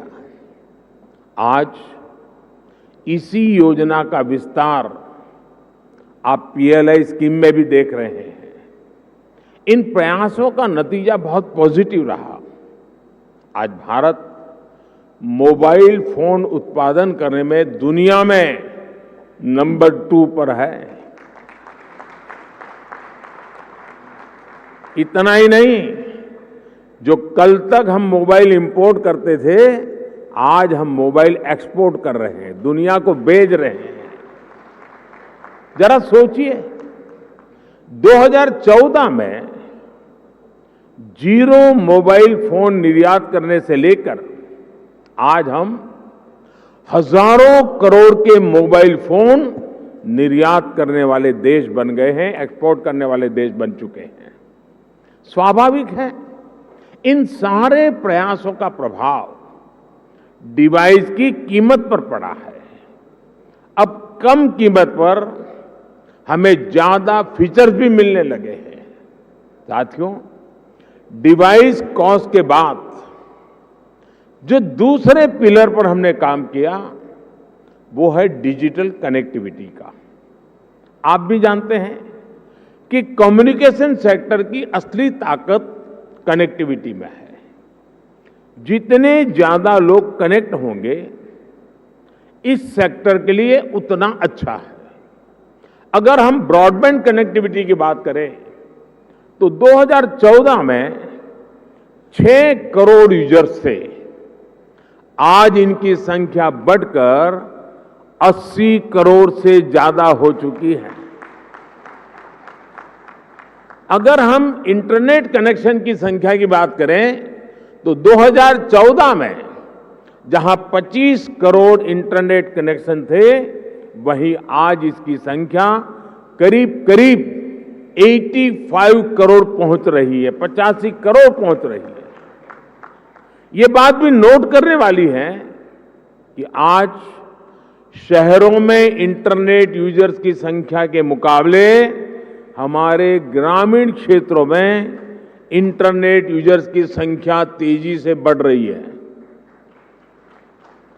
और उसकी एक खास वजह है, 2014 में जहां देश में 100 से भी कम पंचायतों तक ऑप्टिकल फाइबर पहुंचा था, आज 1,70,000 से भी ज्यादा पंचायतों तक ऑप्टिकल फाइबर पहुंच चुका है। अब कहां 100 और कहां 1,70,000। जैसे सरकार ने घर घर बिजली पहुंचाने की मुहिम शुरू की, जैसे हर घर जल अभियान के जरिए हर किसी तक साफ पानी पहुंचाने के मिशन पर काम किया, जैसे उज्ज्वला योजना के जरिए गरीब से गरीब आदमी के घर में भी गैस सिलेंडर पहुंचाया, जैसे हमने करोड़ों की तादाद में लोग बैंक अकाउंट से वंचित थे, करोड़ों लोग जो बैंक से नहीं जुड़े थे, आजादी के इतने साल के बाद जनधन अकाउंट के द्वारा हिंदुस्तान के नागरिकों को बैंक के साथ जोड़ दिया। वैसे ही हमारी सरकार इंटरनेट फॉर ऑल के लक्ष्य पर काम कर रही है। साथियों, डिजिटल कनेक्टिविटी बढ़ने के साथ ही डेटा की कीमत भी उतनी अहम हो जाती है। ये डिजिटल इंडिया का तीसरा पिलर था जिस पर हमने पूरी शक्ति से काम किया। हमने टेलीकॉम सेक्टर के रास्ते में आने वाली तमाम अड़चनों को हटाया।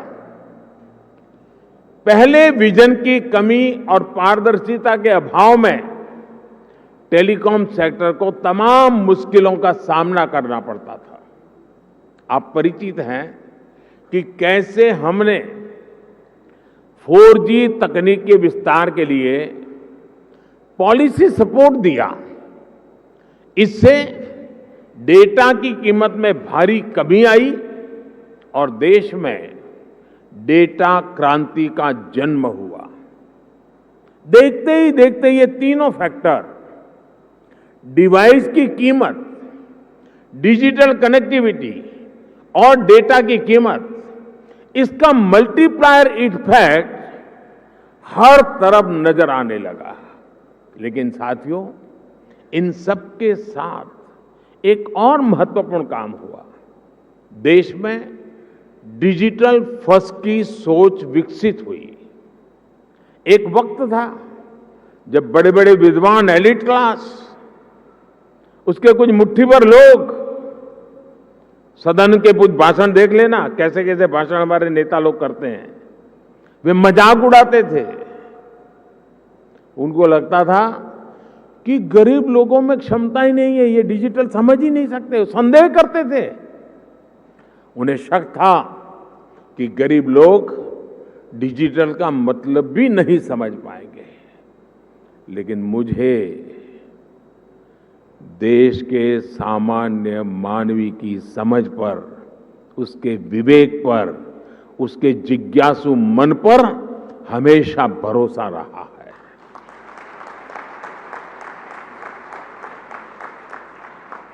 मैंने देखा है कि भारत का गरीब से गरीब व्यक्ति भी नई तकनीकों को अपनाने में आगे रहता है।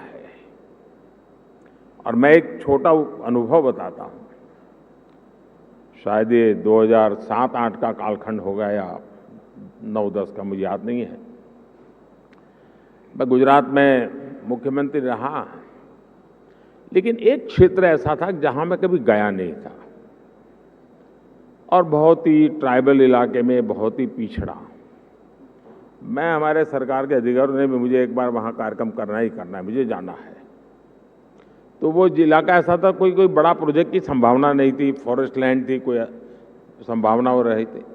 तो आखिर में एक चिलिंग सेंटर, दूध का चिलिंग सेंटर, वो भी 25 लाख रुपए का।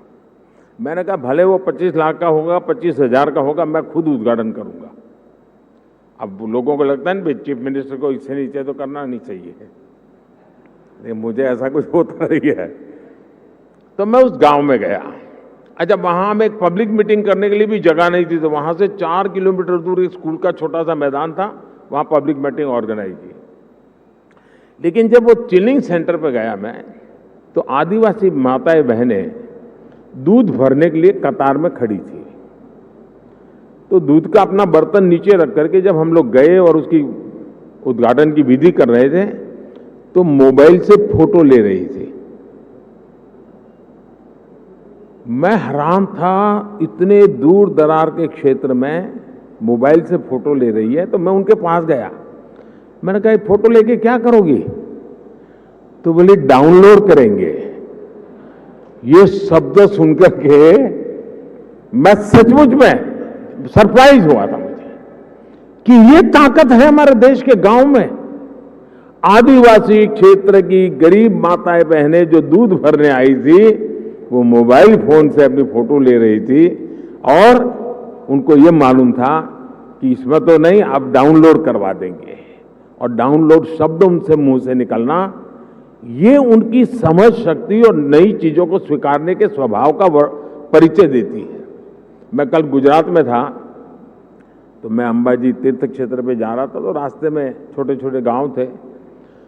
आधे से अधिक लोग ऐसे होंगे जो मोबाइल से वीडियो उतार रहे थे, आधे से अधिक लोग। यानी हमारे देश की ये जो ताकत है, इस ताकत को हम नजरअंदाज नहीं कर सकते हैं।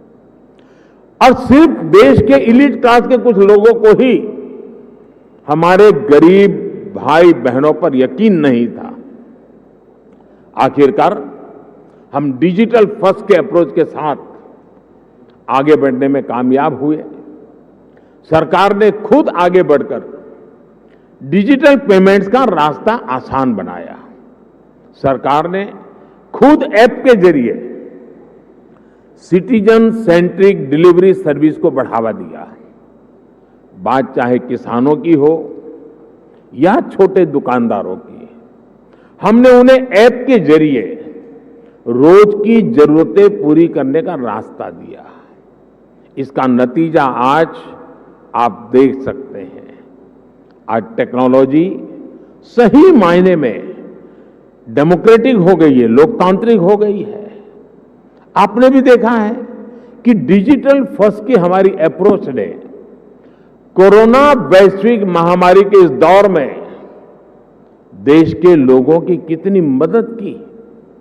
दुनिया के बड़े बड़े विकसित देश जब अपने नागरिकों की मदद करने में संघर्ष कर रहे थे,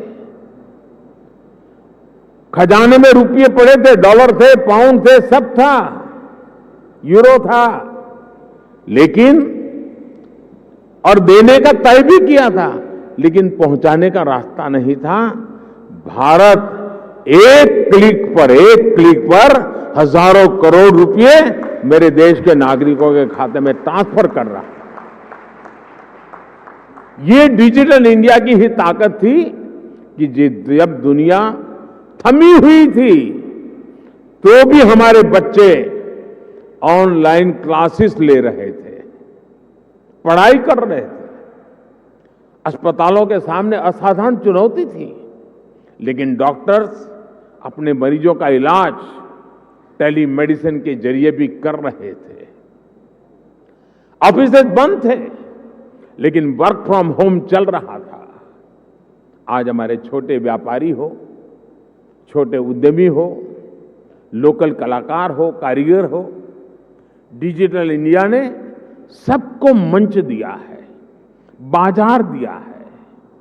आज आप किसी लोकल मार्केट में, आप सब्जी मंडी में जाकर देखिए, रेहड़ी पटरी वाला छोटा दुकानदार भी आपसे कहेगा कैश नहीं है, यूपीआई कर दीजिए।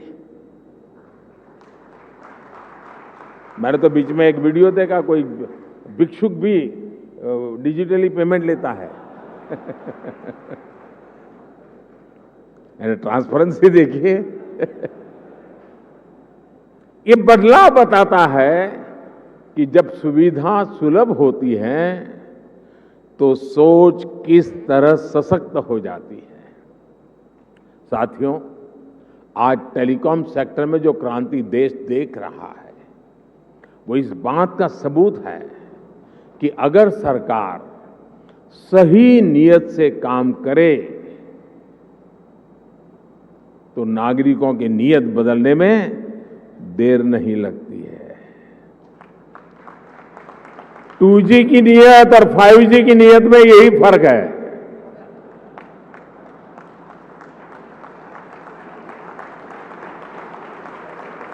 देर आए दुरुस्त आए।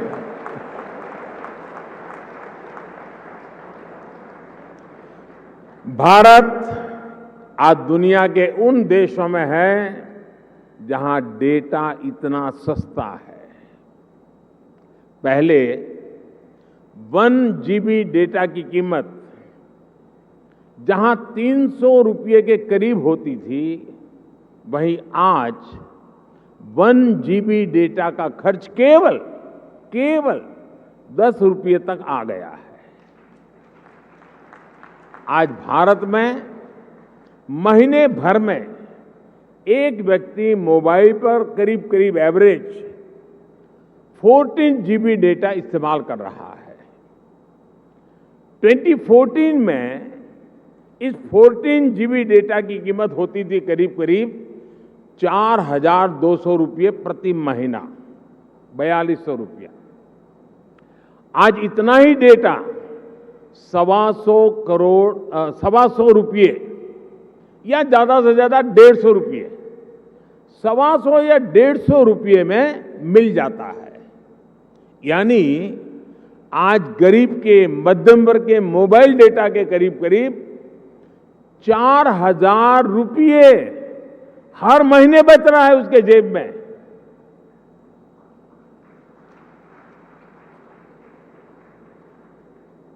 हमारी सरकार के इतने सारे प्रयासों से भारत में डेटा कीमत बहुत कम बनी हुई है। ये बात अलग है,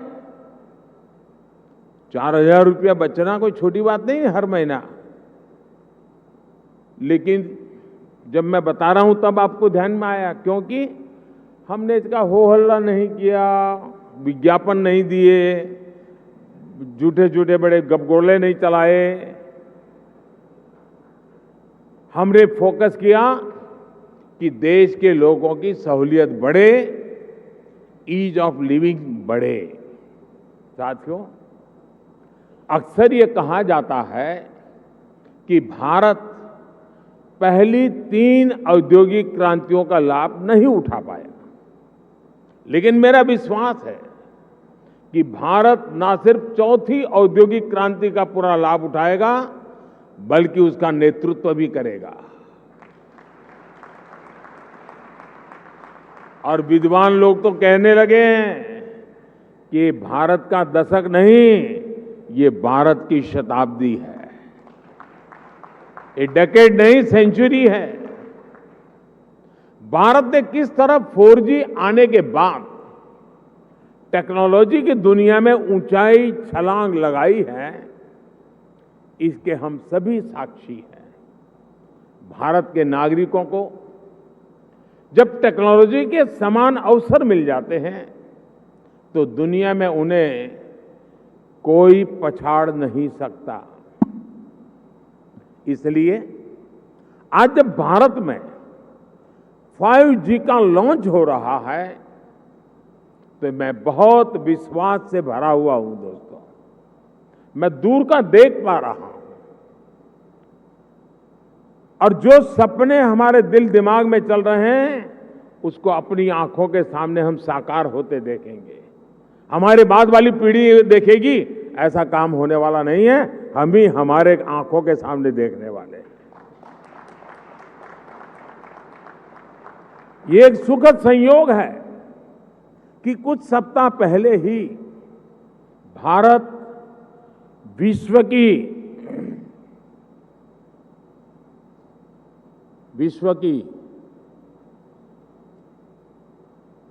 5वीं सबसे बड़ी अर्थव्यवस्था बना है।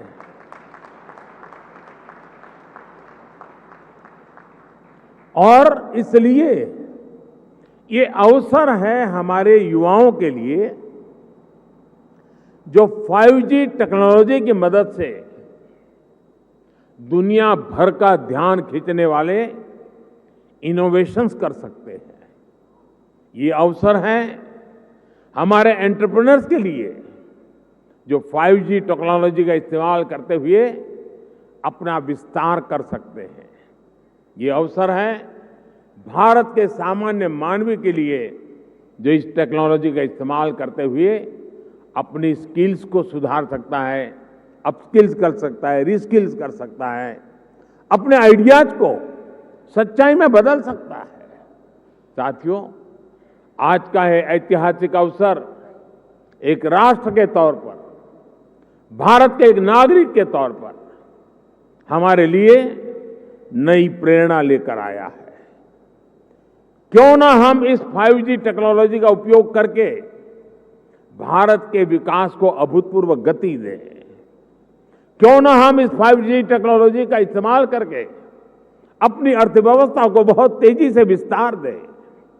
क्यों ना हम इस 5G टेक्नोलॉजी का इस्तेमाल करके अपनी प्रोडक्टिविटी में रिकॉर्ड वृद्धि करें।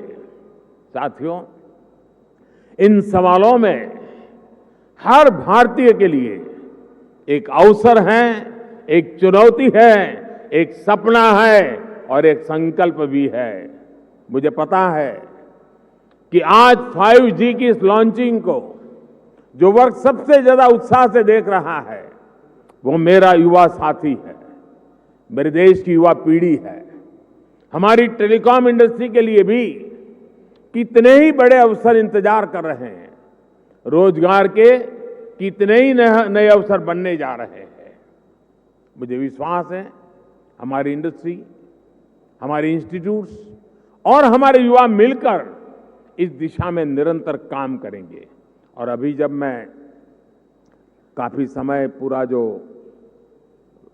एग्जीबिशन लगा है उसको समझने का प्रयास करता था। मैं कोई टेक्नोलॉजी का विद्यार्थी तो नहीं हूं, लेकिन समझने की कोशिश कर रहा था। ये देख करके मुझे लगा है कि मैं सरकार में तो सूचना करने वाला हूं कि हमारी सरकार के सभी विभाग, उसके सारे अधिकारी जरा देखें कहाँ कहाँ इसका उपयोग हो सकता है, ताकि सरकार की नीतियों में भी इसका असर नजर आना चाहिए। मैं देश के स्टूडेंट्स को भी चाहूँगा कि 5 दिन तक ये एग्जीबिशन चलने वाला है। मैं खास करके टेक्नोलॉजी से जुड़े स्टूडेंट से आग्रह करूँगा कि आप आइए, इसे देखिए, समझिए और कैसे दुनिया बदल रही है। और आप एक बार देखेंगे तो अनेक चीज़ें नई आपके भी ध्यान में आएगी, आप उसमें जोड़ सकते हैं। और मैं इस टेलीकॉम सेक्टर के लोगों से भी कहना चाहूँगा, मुझे खुशी होती थी जिस स्टॉल में मैं गया, हर कोई कहता था ये इंडिजीनियस है, ये आत्मनिर्भर है, ये हमने बनाया है, सब बड़े गर्व से कहते थे, मुझे आनंद हुआ। लेकिन मेरा दिमाग कुछ और चल रहा था।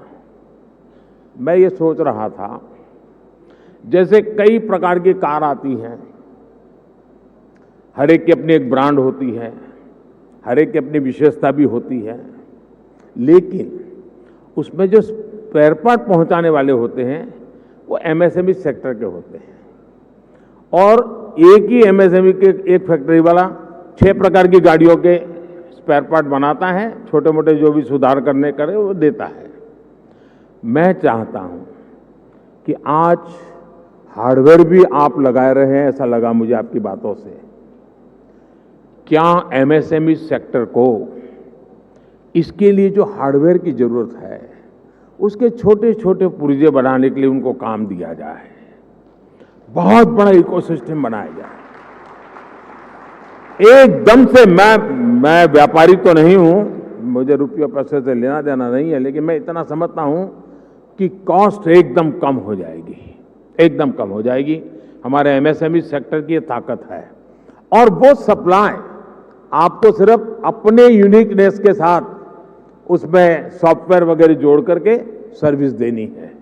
और इसलिए मैं समझता हूं कि आप सब मिलकर के एक नया और मिलकर के करना पड़ेगा, और तभी जाकर के इसकी कॉस्ट हम नीचे ला सकते हैं। बहुत से काम हैं हम मिलकर के करते ही हैं।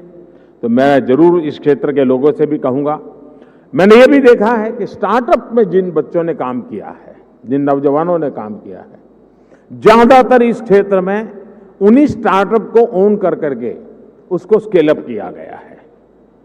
मैं स्टार्टअप वाले साथियों को भी कहता हूं कि आपके लिए भी इस क्षेत्र में कितनी सेवाएं अधिकतम आप दे सकते हैं, कितनी यूजर फ्रेंडली व्यवस्थाओं को विकसित कर सकते हैं, आखिरकार इसका फायदा यही है। लेकिन एक और चीज मैं चाहूंगा, ये भी आपका जो एसोसिएशन है वो मिलकर के एक मूवमेंट चला सकता है क्या? एटलीस्ट हिंदुस्तान के सभी डिस्ट्रिक्ट हेडक्वार्टर में ये 5G जीवन में कैसे उपयोगी हो सकता है, उसके लोगों को एजुकेट करने वाले एग्जीबिशन, उसकी व्यवस्था हो सकती है क्या? मेरा अनुभव है, छोटा सा उदाहरण बताता हूं। हमारे देश में 24 घंटे बिजली, ये सपना था। मैं गुजरात में जब था तो मैंने एक योजना बनाई, ज्योति ग्राम योजना, और मेरा सपना था कि मैं गुजरात के हर घर में 24/7 बिजली दूंगा। अब मेरे सारे अफसर कहते थे साहब संभव ही नहीं है, ये तो हम कर ही नहीं सकते हैं। तो मैंने एक सिंपल सी सॉल्यूशन दिया था। मैंने कहा हम एग्रीकल्चर फीडर अलग कर दें, डोमेस्टिक फीडर अलग कर दें, और फिर उस काम को किया। और एक एक जिले को पकड़ करके काम पूरा करता था। बाकी जगह पे चलता था, लेकिन एक काम पूरा करो। फिर उस जिले का बड़ा समिट करता था, 2.5-3 लाख लोग आते थे, क्योंकि 24 घंटे बिजली मिलना एक बड़ा आनंद उत्सव का समय था। वो 2003, 4, 5 का कालखंड था। लेकिन उसमें मैंने देखा, मैंने देश भर में बिजली से होने वाले काम, बिजली से चलने वाले यंत्र, उनकी एक बहुत बड़ी प्रदर्शनी लगाई। जब लोगों को क्या लगता है, बिजली आई है ना, रात को खाना खाने का समय बिजली मिलेगी, बिजली आई मतलब टीवी देखने के लिए काम आ जाएगा। इसका कई प्रकार से उपयोग हो सकता है, उसका एजुकेशन भी जरूरी था। मैं ये 2003-5 के बीच की बात कर रहा हूं। और जब वो सारा एग्जीबिशन लगाया तो लोग, टेलर भी सोचने लगा मैं इलेक्ट्रिक मेरा इक्विपमेंट ऐसे लगूंगा, कुम्हार भी सोचने लगा कि मैं ऐसे ही इलेक्ट्रिक व्हीकल लूंगा, माताएं बहनें भी लगी किचन में हमारे इलेक्ट्रिक वाले इतनी इतनी चीजें आ सकती हैं। यानी एक बहुत बड़ा मार्केट खड़ा हुआ और बिजली का मल्टीपल यूटिलिटी जीवन के सामान्य जीवन में 5G भी उतना जल्दी लोगों को लगेगा हाँ यार अब तो वीडियो बहुत जल्दी डाउनलोड हो जाता है, रील देखना है तो बहुत इंतजार नहीं करता है, फोन कट नहीं होता है, साफ सुथरी वीडियो कॉन्फ्रेंस हो सकती है, फोन कॉल हो सकता है। इतने से सीमित नहीं है, ये जीवन को बदलने वाली व्यवस्था के रूप में आ रहा है। और इसलिए मैं इस उद्योग जगत के मित्रों के एसोसिएशन को कहूंगा कि आप स्कूल, कॉलेज, यूनिवर्सिटी और हिंदुस्तान के हर डिस्ट्रिक्ट में जाकर के इसके कितने पहलू हैं और आप देखिए वो लोग उसमें वैल्यू एडिशन करेंगे तो एक आपके लिए सेवा का काम भी हो जाएगा। और मैं चाहूंगा कि इस टेक्नोलॉजी जीवन में सिर्फ बातचीत करने के लिए या कुछ वीडियो देखने के लिए सीमित नहीं रहनी चाहिए, ये पूरी तरह एक क्रांति लाने के लिए उपयोग होना चाहिए। और हमें 130 करोड़ देशवासियों तक एक बार पहुंचना है, बाद में तो वो पहुंचा देगा, आप देख लीजिए, आपको टाइम नहीं लगेगा। अभी मैंने ड्रोन पॉलिसी अभी लाया था, आज कई खेतों में मैं देख रहा हूं वो ड्रोन से अपना दवाइयां छिड़काव का काम शुरू कर दिया, उन्होंने ड्रोन चलाना सीख दिया। और इसलिए मैं समझता हूं कि हमें इन व्यवस्थाओं की तरफ जाना चाहिए। और साथियों, आने वाले समय में देश निरंतर ऐसी टेक्नोलॉजीज का नेतृत्व करेगा जो भारत में जन्मेगी, जो भारत को ग्लोबल लीडर बनाएगी। इसी विश्वास के साथ आप सभी को मेरी बहुत बहुत शुभकामनाएं। एक बार फिर सभी देशवासियों को शक्ति उपासना के पावन पर्व पर शक्ति का एक बहुत बड़ा माध्यम 5G लॉन्च होने के लिए बहुत बहुत बधाई देता हूं। बहुत बहुत धन्यवाद।